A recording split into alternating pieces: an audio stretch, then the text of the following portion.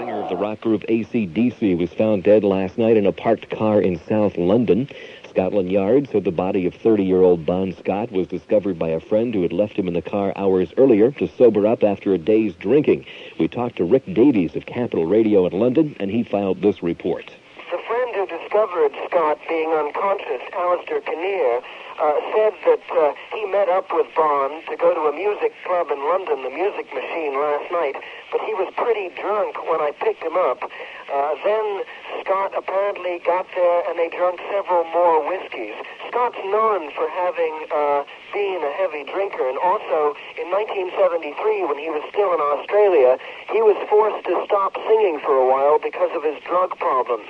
So yes, the suspicions are that this was the result of some heavy drinking. And that was the death of one of what in my mind is one of the greatest Australian rock and rollers we've had over the past 10 years, and I'm talking about the lead singer of AC/DC, Bon Scott.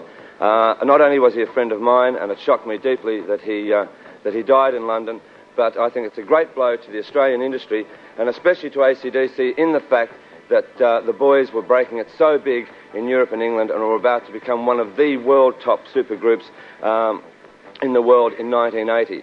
The loss of Bon is something that you can't express because it's something personal within yourself. The only thing I can say is that I've known him for a long, long time. I knew him when he was in the Valentines in the 60s. He's always been one of the greatest showmen I've ever met. He had so much energy, and his loss, well, I just can't. I mean, what can you say? Except that we, in Countdown, we owe Bon and the boys a lot. They started off with us, and here is a tribute to Bon Scott and to AC/DC from Countdown and from the Countdown viewers. Bon Scott and AC/DC with Jailbreak. And the song off there, High Voltage LP, and this one's called Show Business.